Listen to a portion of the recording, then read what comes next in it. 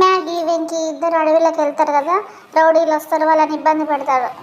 మ్యాగీని కాపాడటానికి వెంకీ చెట్టు దగ్గర ఉన్న ఒక విగ్రహం లాంటి ఒక రాయిని తీసుకొని మ్యాగీ మీదకి వచ్చిన రౌడీలతో కొడతాడు. కొట్టి అక్కడ పడేస్తాడు. పడేయగానే అడవిలో ఉన్న కోయోళ్ళందరూ వస్తారు. వచ్చి అపచారం జరిగింది అని చెప్పేసి వెంకీ నన్ను మ్యాగీని తీసుకెళ్ళి వాళ్ళ గూడెంలో బంధించుకుంటారు.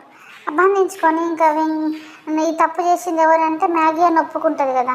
ఇంకా మ్యాగీకి శిక్షించాలని వేపకొమ్మలతోని అలంకరణ చేస్తూ ఉంటారు. చేస్తుంటే వెంకీని బంధిస్తే వెంకీ అంటాడు కదా, ఆ అమ్మాయిని ఎందుకు అలా బాధ పెడుతున్నారు అని చెప్పేసి వెంకీ అడిగితే అందులో ఒక ఆయన ఉండి అంటాడు కదా, తప్పు చేసిన ఈ పొగరుబోతే ఈరోజు మా అమ్మవారికి బలి ఇచ్చే మేకపోతు అని చెప్పేసి అతను అంటాడు. కోయ అంటే అప్పుడు వెంకీ షాక్ అవుతాడు. షాక్ అయిన తర్వాత మళ్ళీ అందులో ఒక ఎదురుండి అంటాడు కదా, ప్రాణం పోకుండా జరగాలనుకుంటే దానికి ఒకే ఒక దారి ఉండాలి అని చెప్పేసి అంటాడు.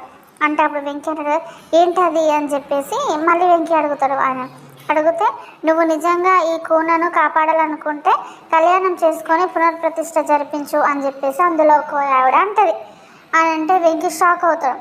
షాక్ అయిన తర్వాత అసలు ఏం చేయాలో అర్థం కానీ ఆలోచన చేస్తా అంటే మ్యాగీ ఉండి అంటది కదా, బావా తాళి కడతానని చెప్పు బావా, లేదంటే వీళ్ళు నా ప్రాణం తీసేస్తారు బావా అని అరుస్తూ ఉంటుంది మ్యాగీ.